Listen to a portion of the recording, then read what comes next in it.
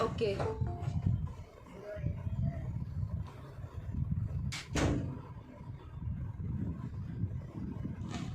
So our topic is इनफ्लिपनेट. सबको पता है इनफ्लिपनेट. ब्रीफ इंट्रो तो सबको पता है इनफ्लिपनेट के बारे में. इनफ्लिपनेट स्टैंड्स फॉर. मैम नहीं पता इसके बारे में. नहीं पता. इंफॉर्मेशन लाइब्रेरी इंफॉर्मेशन एंड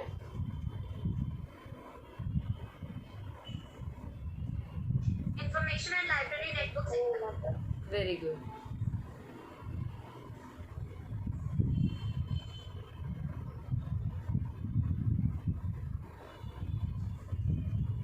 इनफ्लिपनेट के बारे में हम जब बात करेंगे तो इनफ्लिपनेट क्या है? एक लाइब्रेरी नेटवर्क है. हमारे लाइब्रेरी में कई सारे नेटवर्क्स हैं, जैसे कैलिबनेट, डेलनेट, अर्नेट. कई सारे नेटवर्क में वेरी इंपॉर्टेंट इनफ्लिपनेट. तो इनफ्लिपनेट की जब हम बात करेंगे तो इसका इंट्रो, इसके ऑब्जेक्टिव्स, इसके प्रोग्राम्स, इसके पब्लिकेशंस, मतलब एक एग्जॉस्टिव स्टडी करने वाले हैं आज हम इनफ्लिपनेट के ऊपर. और इनफ्लिपनेट जो है वो बहुत ही इम्पॉर्टेंट है.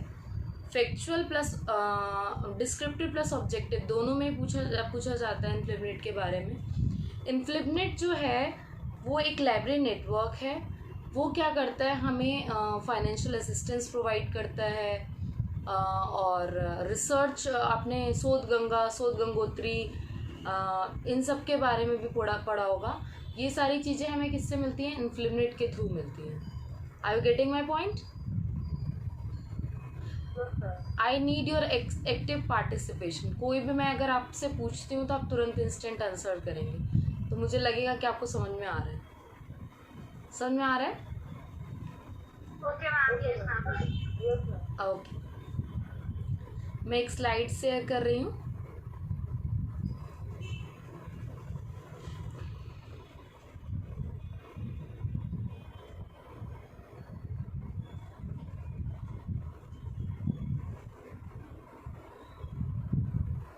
ओके. ये आप देख रहे हैं? दिख रहा है आपको स्क्रीन पे इनफ्लिपनेट? ये this is the logo of INFLIBNET. In the मैं आप ये जो कर्सर मैं राउंड कर रही हूँ, विजिबल है? Okay. INFLIBNET stands for information and library network and it is a centre. It is an inter university centre and it was established in 1991 and its initiative is taken in April 1988. अगर हम brief intro की बात करें इनफ्लिपनेट की, तो यहाँ पे लिखा हुआ देखो, information library network centre and it's national centre situated in Gandhinagar. Gandhinagar कहाँ पे है? गुजरात में. is an autonomous inter-university center of UGC, new Delhi ministry of education government. ये किसके अंडर आता है? अगर क्वेश्चन पूछते हैं तो मिनिस्ट्री ऑफ एजुकेशन के अंदर. इन अप्रैल 1988, वेरी इंपॉर्टेंट, जो इनिशिएटिव लिया गया था इनफ्लिपनेट स्टैब्लिश करने के लिए, उसका इनिशिएटिव कब से लिया गया? अप्रैल 1988. UGC constitute a committee under the chairmanship of professor Yashpal. ये वेरी इंपॉर्टेंट है. ये बहुत ही इंपॉर्टेंट है आपका ये नाम. ये आप हमेशा याद रखेंगे. कभी भी अगर इनफ्लिपनेट के बारे में बोले कि वो किसके चेयरमैनशिप के अंडर हुई है, तो प्रोफेसर यशपाल. ठीक है. उसके बाद में देखिए, it is a major national program initiated by UGC in March 1991 as a project under the IUCAA, inter university centre for autonomy और एस्ट्रोनॉमी एंड एस्ट्रोफिजिक्स. आपको ये याद करना है. सबसे पहले तो क्या है? ये इंटर यूनिवर्सिटी सेंटर है, स्टैब्लिश्ड बाय UGC के कंसेंट के थ्रू स्टैब्लिश हुआ है. इसका जो इनिशिएशन हुआ था वो कब हुआ था? 1988 में, अप्रैल में. और ये फाइनली इनिशिएट हुआ इन मार्च 1991. और उसके बाद ये प्रोजेक्ट किसके अंडर था? IUCAA. इसके अंडर एक प्रोजेक्ट वर्क कर रहा था. उसके बाद में ये इंडिपेंडेंट इंटर यूनिवर्सिटी सेंटर बना जून 1996 में। समझ में आ रहा है सबको? Yes, ma'am. देखो थ्योरी थोड़ी सी बोरिंग होती है, लेकिन इसी से हमारे फैक्चुअल्स बनते हैं। तो मुझे लगता है कि अगर आप थ्योरी अच्छे से कर लेंगे तो आपके फैक्चुअल क्वेश्चंस काफ़ी सारे कवर हो जाएंगे। समझ में आ रहा है? तो इसमें हमने 3 ईयर याद किए, एक 1988, अप्रैल 1988, जहाँ पे कॉन्स्टिट्यूट एक committee under the professor Yashpal. उसके बाद में in 1991 it was finally initiated by UGC and it works और it become independent in IUC in June 1996। एक तो 1988 आपने याद किया, एक 91, एक 1996। 3 ईयर आपको याद रखना है इसमें। It can be defined as a computer communication network. ये क्या है? कंप्यूटर कम्युनिकेशन नेटवर्क है। किसका? लाइब्रेरी एंड इंफॉर्मेशन सेंटर्स का, institutions of national importance, research and development institutions, bibliographical information centres extra. यहाँ पे मेजर मैंने लिए हैं पॉइंट। ये 4 पॉइंट आपको एकदम बोलते हैं ना मेक इट अ पॉइंट, इसको तो आपको गांठ बांध के रख लेना चाहिए। तो इसको आपको मेक इट अ पॉइंट करके एकदम हमेशा टिप्स पे याद रखना है कि इसके तो एक सबसे पहले ईयर्स जो मैंने बता दिए हैं। दूसरा ये क्या करता है?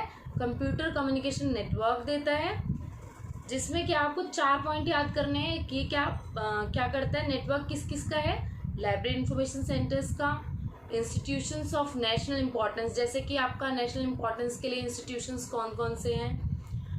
एक तो आपका ICSSR, DRDO, काफ़ी सारे जो डिफेंस से रिलेटेड हैं, ये सारे इंस्टीट्यूशंस जो हैं वो नेशनल इम्पोर्टेंस के हैं। वो भी आपको रिसर्च एंड डेवलपमेंट इंस्टीट्यूशंस, जैसे कि आपका ICAR है, बिब्लियोग्राफिकल इंफॉर्मेशन सेंटर्स जो हैं, ये सारे क्या करते हैं? अपनी इंफॉर्मेशन को कंपाइल करते हैं और इन्फ्लिमनेट उसको क्या करता है? फॉस्टर करता है, उस इंफॉर्मेशन को फैलाता है। उसके बाद आ जाइए, यहाँ पे मैंने कुछ पॉइंट हाईलाइट किए हैं, दिख रहे हैं सबको?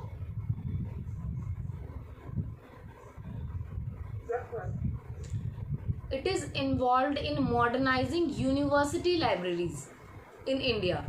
इंडिया में इन्फ्लिमनेट क्या करता है? यूनिवर्सिटी लाइब्रेरीज को मॉडर्नाइज करता है using the state of art technology for the optimum utilisation of information.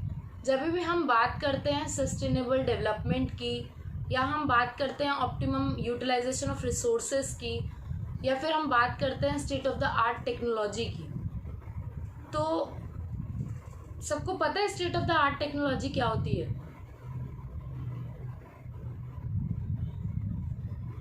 Yes, anyone? No, ma'am. Anyone else? No, ma'am.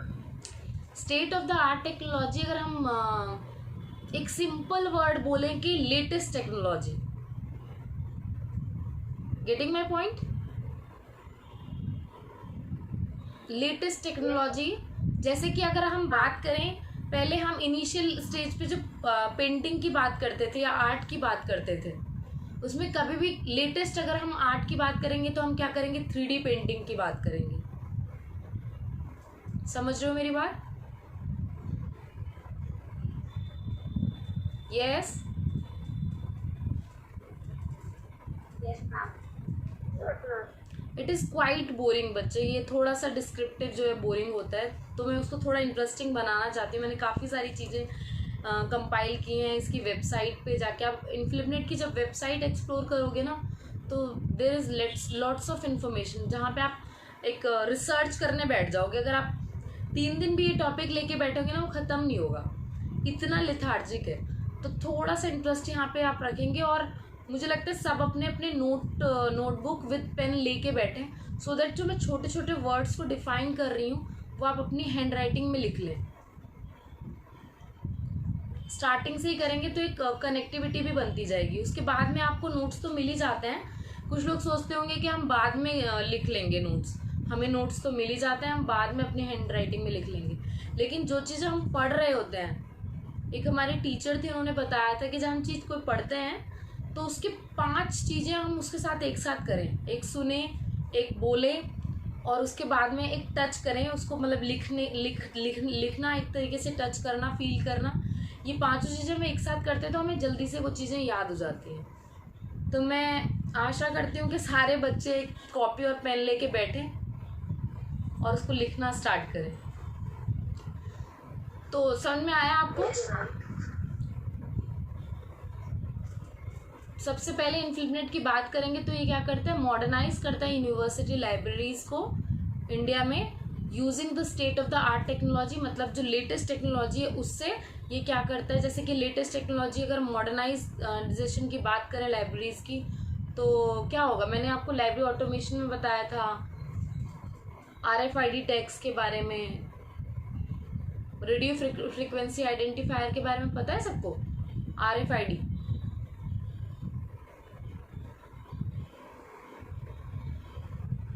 C students, I need a simple yes. अगर आपको समझ में आ रहा है तो येस तो बोलो। Yes ma'am. समझ में आ रहा है? आपने पूछा वो नहीं पता। सॉरी मैम, जो अभी आपने पूछा किस बारे में वो नहीं पता। RFID नहीं पता तो एटलीस्ट आप लोग बताइए ना कि मेरे को नहीं पता। कुछ बच्चे इसमें ऐसे हैं जिनको आगे तक की नॉलेज है, किसी किसी को बिल्कुल नहीं पता। तो मैं चाह रही हूँ कि जिसको जो चीज़ बिल्कुल ही नहीं पता वो चीज़ मैं रिपीट करूँ। RFID टेक्नोलॉजी है रेडियो फ्रिक्वेंसी आइडेंटिफायर। उसमें क्या होते हैं, टैग्स होते हैं। जो लाइब्रेरी है वो लाइब्रेरी ऑटोमेशन में बहुत असिस्ट करती है। एक RFID का एक डोर भी होता है, कई सारी लाइब्रेरीज में इम्प्लीमेंट हो गया है। जैसे अभी लेटेस्ट लक्ष्मीबाई कॉलेज की जो लाइब्रेरी है वो RFID टेक्नोलॉजी वहाँ पे इम्प्लीमेंट होने वाला है और मैं वहाँ की स्टूडेंट भी रही हूँ। मैंने BCom ऑनर्स वहीं से किया था, तो मुझे बहुत अच्छा लग रहा है कि अपनी वहाँ की लक्ष्मीबाई कॉलेज की लाइब्रेरी जो है वो लाइब्रेरी ऑटोमेशन के थ्रू। सॉरी, RFID टेक्नोलॉजी है जिससे ऑटो जो सर्कुलेशन है वो ऑटोमेटिक हो जाता है। एक स्वाइप करने वाली एक मशीन होती है, वहाँ पे आप बुक रखेंगे, वो उसका बारकोड ऑटोमेटिकली स्कैन करेगा और ऑटोमेटिकली आपके जो ID कार्ड है उसको स्कैन करेगा और वो आपके अकाउंट में बुक क्रेडिट हो जाएगी। उसके बाद में आप ऑटोमेटिकली बुक को इशू रिटर्न भी करवा सकते हैं। उसके अलावा कई सारी चीज़ें RFID टेक्नोलॉजी में, जैसे कि आप कोई बुक है, हर एक बुक जो लाइब्रेरी के पास होल्डिंग होती हैं, बुक्स, मैगजीन्स, ये सारी, उसमें एक RFID टैग लगता है जो क्या होता है, डिटेक्ट करता है चीज़ों को। जब आप RFID डोर के थ्रू, जब आप अगर आप मेल प्रैक्टिस करते हैं ना, काफ़ी सारे लोग चोरी करते हैं बुक की, स्टूडेंट्स कई सारे, तो वो नहीं कर पाते, वो प्रिवेंशन हो जाता है। मेल प्रैक्टिस का प्रिवेंशन होता है यहाँ। समझ में आया? आप लोग क्या करोगे, RFID टेक्नोलॉजी के बारे में एक अलग से मैं एक सेपरेट क्लास ले लूँगी, ठीक है, अगर अभी भी क्लियर नहीं हो रहा है तो। INFLIBNET is set out to be a major player in promoting scholarly communication. अब यहाँ पे जो स्कॉलरली कम्युनिकेशन है, ये यहाँ पे क्यों बोला है कि जो इन्फ्लिबनेट है हमें कई सारे गेटवेज प्रोवाइड करता है, कई सारे इनिशिएटिव लिए हैं इन्फ्लिबनेट ने, जहाँ पे क्या है हमारे पास स्कॉलरली कंटेंट डेवलप करता है। जैसे रिसर्च प्रोडक्ट्स हैं, जैसे कि इलेक्ट्रॉनिक थीसिस, डाइजर्टेशंस, साइनॉप्सिस, इन सब के बारे में पता है ना सबको। जब हम रिसर्च करते हैं तो सबसे पहले जब हम स्टार्ट करते हैं तो हम एक अपने रिसर्च का छोटा सा इंट्रो पार्ट देते हैं अपने सुपरवाइज़र को, जो हम जिसके अंडर हम रिसर्च कर रहे होते हैं, उसको साइनॉप्सिस बोलते हैं, ठीक है। तो सिंपल में आप 2 चीज़ें याद रख लो, ये किसके लिए असिस्ट करता है, मॉडर्नाइजेशन ऑफ यूनिवर्सिटी लाइब्रेरी में असिस्ट करता है। दूसरा, ये स्कॉलरली कंटेंट प्रोवाइड करता है, या स्कॉलर कंटेंट को कम्युनिकेट करता है। Get my point? अब हम ऑर्गेनाइजेशन के बारे में बात करेंगे। ये ऑर्गेनाइजेशनल इंफ्रास्ट्रक्चर के बारे में बात कर रहे हैं हम लोग, ठीक है। ये मैं चाहूंगी कि सब लोग लिख लें इन शॉर्ट में। नंबर 1 में सबसे पहले जो हमने बात करी है कि इसका जो नेशनल सेंटर है वो कहाँ पे है, अहमदाबाद गुजरात। कई बार ऑप्शंस में आता है कि अहमदाबाद गांधीनगर, तो आप हमेशा ये कंफ्यूजन में ना रहे। गांधीनगर ऑप्शन में आता है तो गांधीनगर लगाएं, अहमदाबाद आता है तो अहमदाबाद, ठीक है। सेकेंड ऑप्शन रीजनल सेंटर, इसके कई सारे रीजनल सेंटर हैं। जब हम बात करते हैं, मैप आपने देखा है ना ऊपर, नॉर्थ साउथ ईस्ट वेस्ट, तो जब भी हम बात करेंगे नॉर्थ में हमारा क्या पड़ता है, JNU। तो इन्फ्लिबनेट का जो रीजनल सेंटर नॉर्थ इंडिया में है वो कहाँ पे है, JNU में है। साउथ का कहाँ पे है, Indian institute of science Bangalore. East में कहाँ पे इसका, जादवपुर यूनिवर्सिटी कैलकाटा। वेस्ट में क्या है, यूनिवर्सिटी ऑफ पुणे। तो ये चीज़ तो आप कभी भी डिस्क्रिप्टिव में अगर इन्फ्लिबनेट आता है तो आप ये तो लिखना बहुत ही ज़रूरी हो जाता है कि आप इसके रीजनल सेंटर कहाँ कहाँ हैं। इन्फ्लिबनेट के रीजनल सेंटर कहाँ कहाँ हैं ये तो याद होना ही चाहिए। उसके बाद इसके कई सारे सेक्टरल सेंटर्स भी हैं। These are meant for information services and bibliographical compilation.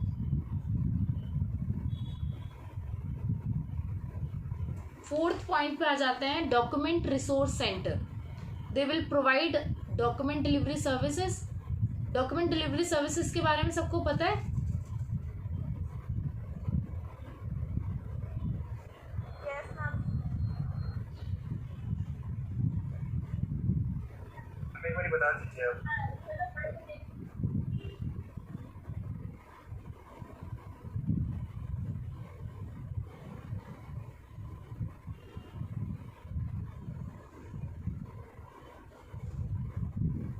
Document delivery services. यहाँ पे कई सारे रिसर्च स्कॉलर भी हैं, वो तो बताएं एटलीस्ट।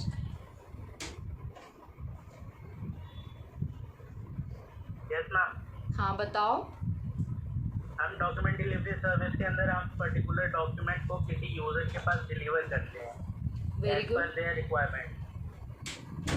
ठीक है। Anyone else? अभी समझ में आया राकेश? नहीं आया। देखो हमारे पास कई सारी लाइब्रेरीज हैं, वो क्या कोलैबोरेशन के साथ काम करती हैं।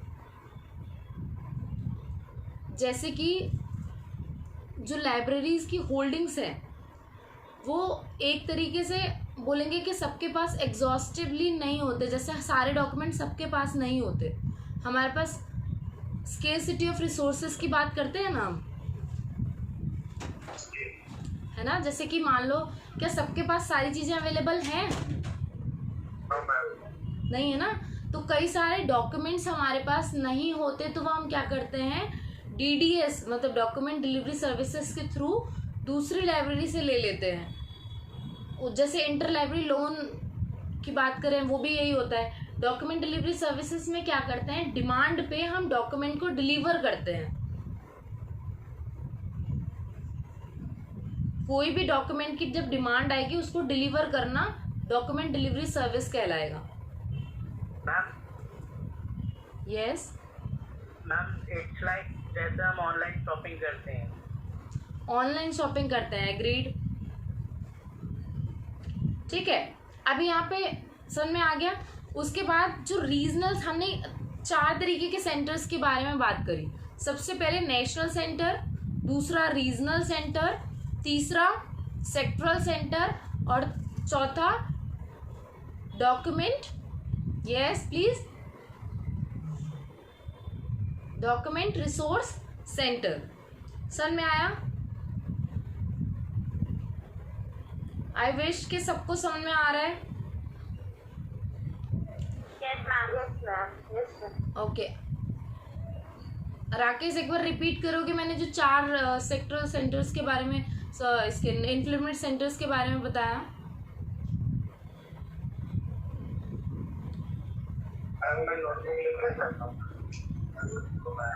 हाँ मैम बता नहीं पाऊंगा, मैं लिख नहीं बैठा हूँ। मैं वही बोल रही हूँ कि आपको लिख के रखना चाहिए पॉइंट, ये एटलीस्ट ये मेजर पॉइंट आपको लिखने चाहिए, ठीक है। Yes Manisha. Sectoral center, regional center, yes. document and document resource centre, हाँ document resource center. ठीक है। अब हम बात करेंगे जो रीजनल सेंटर है वो क्या करते हैं, ठीक है।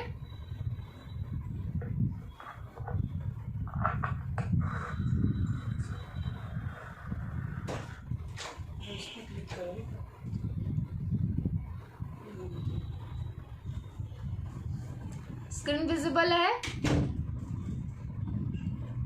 यस।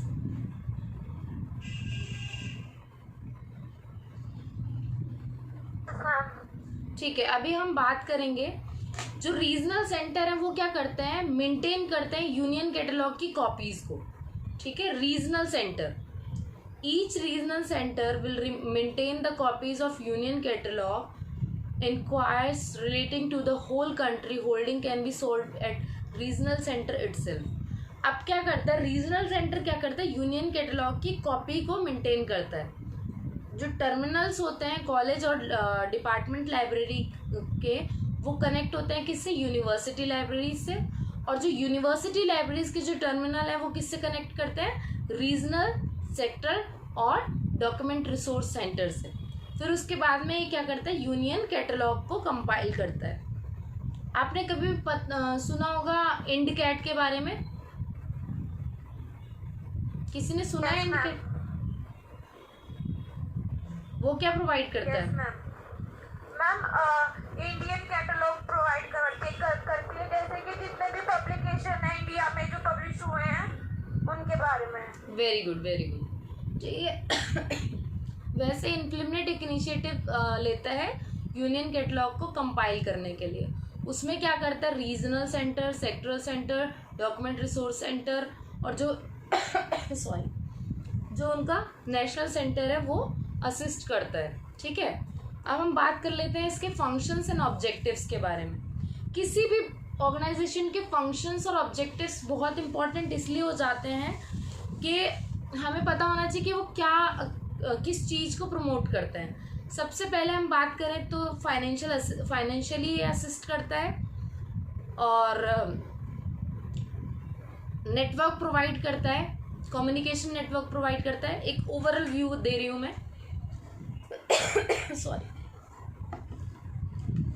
जो प्राइमरी ऑब्जेक्टिव है इन्फ्लिमनेट का वो क्या है, to promote and establish communication facility. दूसरा क्या है, to improve capability in information transfer. अब हम यहाँ पे बात करेंगे इंफॉर्मेशन ट्रांसफर की, तो यहाँ पे डॉक्यूमेंट डिलीवरी सर्विस की भी बात हो जाएगी। समझ में आ रहा है? इंफॉर्मेशन कैसे ट्रांसफर होगी, जब एक नेटवर्क क्रिएट होगा। एक नेटवर्क जब क्रिएट होता है तो इंफॉर्मेशन ट्रांसफर करने में बहुत हेल्प मिलती है, ठीक है।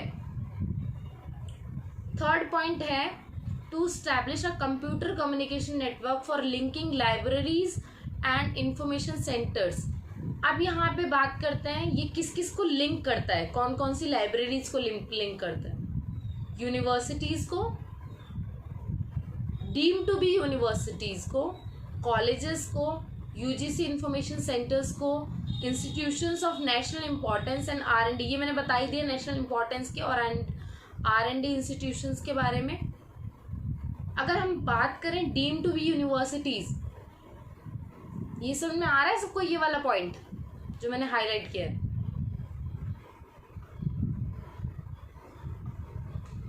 Yes ma'am. क्या होती है deem to be universities? Ma'am implement only universities के लिए ही है। नहीं, मैं deem to be universities, deemed universities क्या होती है?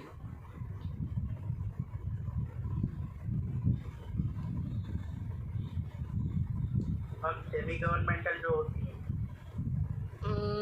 नो।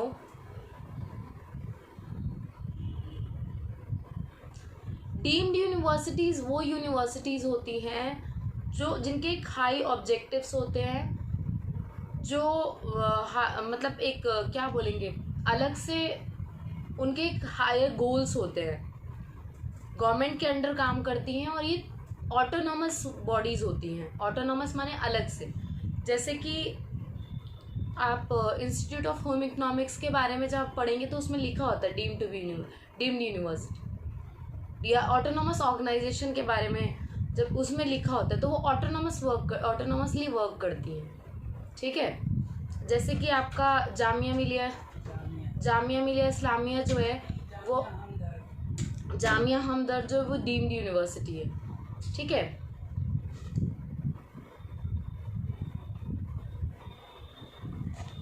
ये क्या करता है, टू फैसिलिटेट एकेडमिक कम्युनिकेशन, जैसे कि लोग शोध गंगा पे अपने थेसिस डिपॉजिट करवाते हैं, वो एकेडमिक कम्युनिकेशन हो गया ना। जैसे कि अगर किसी ने वो दिए अपने थेसिस डाइजेशन वहाँ पे सबमिट कराए हैं, और वो क्या, कई सारे साइंटिस्ट होते हैं, इंजीनियर्स होते हैं, सोशल साइंटिस्ट होते हैं, एकेडमिशियंस होते हैं, वो क्या करते हैं, फैसिलिटेट करते हैं एकेडमिक कम्युनिकेशन को फॉस्टर करने के लिए, ठीक है। 5th पॉइंट पे आ जाते हैं, to undertake system design and studies. मुझे लगता है ये सारे ऑब्जेक्टिव्स आप लोग कर लेंगे, यस। गोल्स पे चलते हैं हम लोग, थोड़ा सा गोल्स इंपॉर्टेंट है। गोल्स ऑफ इन्फ्लिपनेट क्या है, ये क्या करता है, autonomous of libraries, library automation पे वर्क करता है, यूनियन कैटलॉग बनाता है। तीसरा पॉइंट है, to provide seamless and universal access to scholarly peer reviewed e resources of the universities. ये क्या करता है, अनब्रेकेबल इंफॉर्मेशन प्रोवाइड करता है, यूनिवर्सली एक्सेस प्रोवाइड करता है स्कॉलरली कंटेंट का, ठीक है। सिंपल वर्ड्स में अगर हम बोलें तो वही एग्जाम्पल आ जाता है, शोध गंगा, शोध गंगोत्री, शोध सिंधु, ठीक है। ये सारे क्या है, ये ऐसे इनिशिएटिव हैं इन्फ्लिपनेट के जो क्या करते हैं, स्कॉलरली कंटेंट प्रोवाइड करते हैं, उसमें पीयर रिव्यूड ई रिसोर्सेस भी होते हैं। किसी किसी के सर के ऊपर से जा रहा होगा, यस है ना, क्योंकि ना थोड़ा सा ये टफ है, मैं मानती हूँ, लेकिन ना अल्टीमेट टाइम पे पूरा जब हम पढ़ लेंगे ना तो जस्ट जो निकले वो आप बता पाओगे, एटलीस्ट एबल हो जाओगे आप बताने के लिए फैक्चुअल इन्फॉर्मेशन, ठीक है। जैसे सबसे पहले अगर मैं पूछने लगूँ आपसे इन्फ्लिपनेट कब स्टैब्लिश हुआ था, तो सिंपल अभी तक आपको कुछ नहीं भी आया तो इतना तो आ ही गया होगा ना कि ये कब स्टैब्लिश हुआ।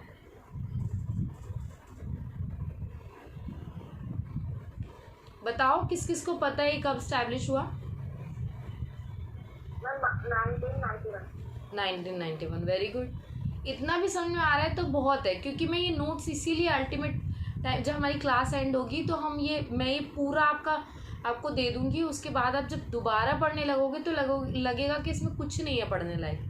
अभी तक जो भी हमने पढ़ा है, जैसे कुछ चीज़ें बहुत रिपीट हो रही हैं, स्कॉलर कंटेंट या ई रिसोर्सेज प्रोवाइड करता है, कम्युनिकेशन प्रोवाइड करता है, फाइनेंशियली असिस्ट करता है, कम्युनिकेशन नेटवर्क स्टैब्लिश करता है। ये 3-4 पॉइंट एकदम ऐसे मगअप कर लेने चाहिए इसमें, ठीक है। समझ में आ रहा है। डिजिटल प्लेटफॉर्म देता है हमें, लिखा है इसमें।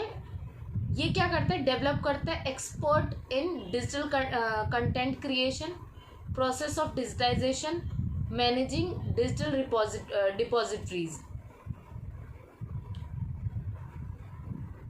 इम्पार्ट मतलब प्रदान करना, impart training in applications on various aspects of new technology to archive goal mentioned above. जो इसके गोल्स हैं वो सारे उस पर ये काम करता है। समझ में आ गया।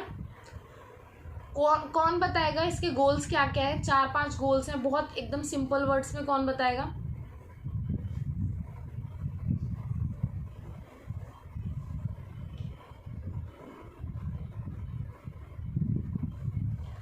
सॉरी अंजू, भाई शर्माने से काम नहीं चलेगा। जी मैम। जो मैंने गोल्स बताए हैं इन्फ्लिमनेट के, वो कौन बताएगा?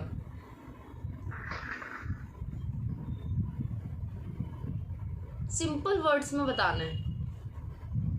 चलो मैं लिखवा रही हूँ, एक बार गोल्स लिखेंगे, ठीक है?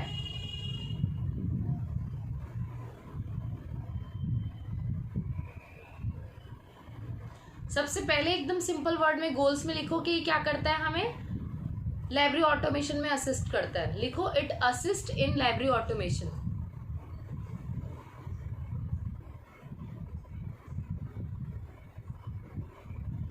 Done?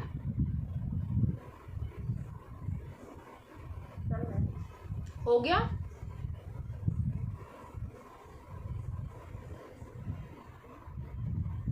Yes ma'am.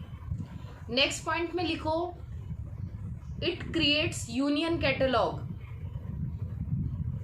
It creates union catalogue. किसी को स्पेलिंग में थोड़ी प्रॉब्लम अगर हो रही हो ना, तो मैंने इसीलिए स्क्रीन ऑन ओपन कर रखी है, ठीक है? देख के भी लिख सकते हो।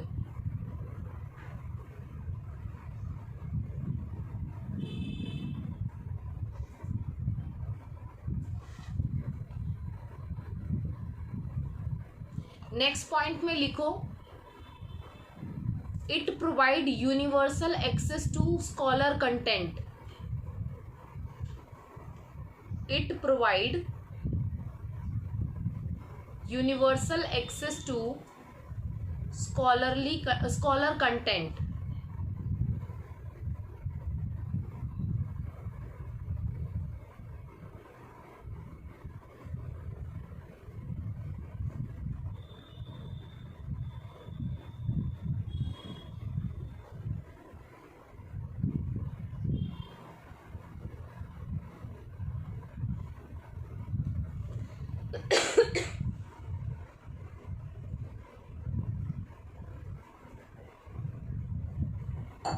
डन?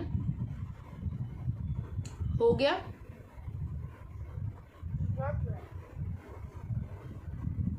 ऐसे कैसे चलेगा? सबका ही ऐसे नहीं आ रहा है। हाँ जी मैम, हो गया। हो गया? मनीषा? Yes ma'am. बॉयज में से कोई नहीं बोल रहे। सौरभ लिख लिया?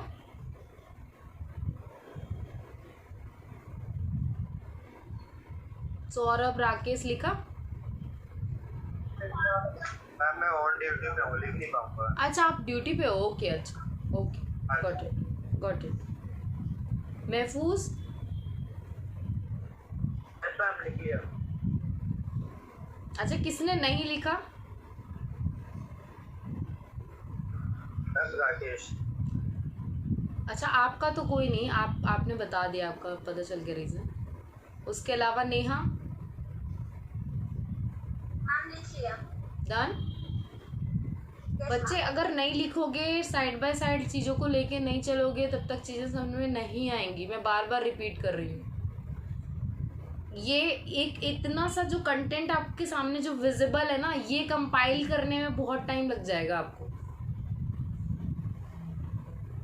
इसलिए मैं बोल रही हूँ एक बार साइड बाय साइड लेके चलते हैं। तीसरा पॉइंट हो गया आपका स्कॉलर कंटेंट वाला। चौथे पॉइंट में लिखो promote digitisation.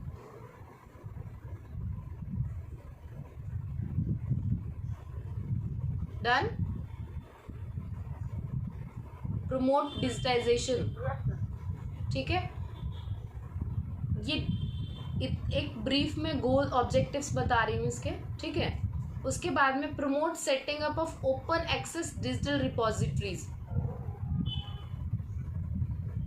Promote open access digital repositories.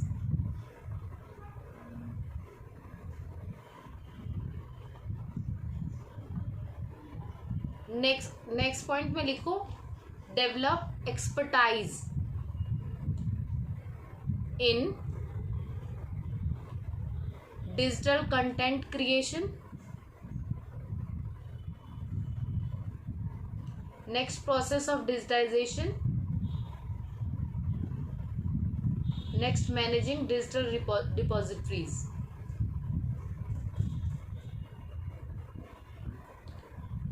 Next point में लिखो impart training in applications of new technologies.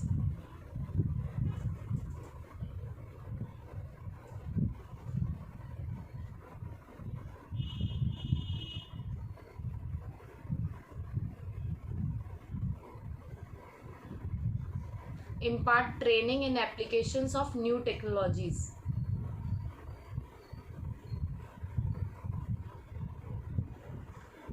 हो गया? Yes ma'am. मैं रिपीट कर रही हूँ एक बार और। गोल्स, सबसे पहले हमने बात की लाइब्रेरी ऑटोमेशन की, दूसरे पॉइंट में हमने बात करी यूनियन कैटलॉग की, तीसरे पॉइंट में हमने बात करी स्कॉलर कंटेंट की, चौथे पॉइंट में हमने डिजिटाइजेशन के बारे में बात करी, फिफ्थ पॉइंट में हमने ओपन एक्सेस डिजिटल रिपॉजिटरीज के बारे में बात करी, सिक्स पॉइंट में डेवलप किया हमने क्या एक्सपर्टीज किसमें, 3 पॉइंट्स में। यहाँ पे 3 पॉइंट, ये 3 पॉइंट को मिला के एक पॉइंट है digital content creation, process of digitization and managing digital repositories. Last point हमने बात करी impart training in applications of new technologies. इतना समझ में आ रहा है सबको?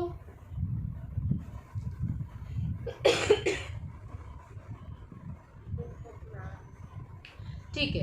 अब इसके बाद जो पार्ट होगा ये वेरी वेरी इंपॉर्टेंट है, फैक्चुअल प्लस डिस्क्रिप्टिव दोनों के लिए। अब हम बात करेंगे इन्फ्लिबनेट के प्रोग्राम्स एंड एक्टिविटीज के बारे में।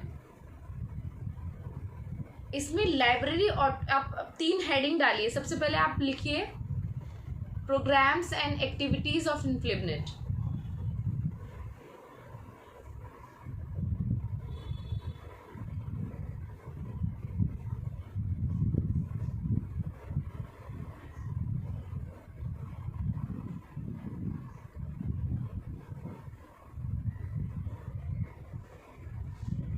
डन?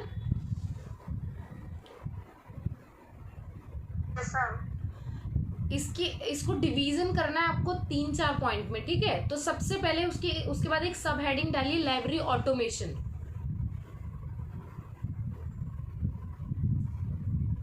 लाइब्रेरी ऑटोमेशन इसका सब हेडिंग है।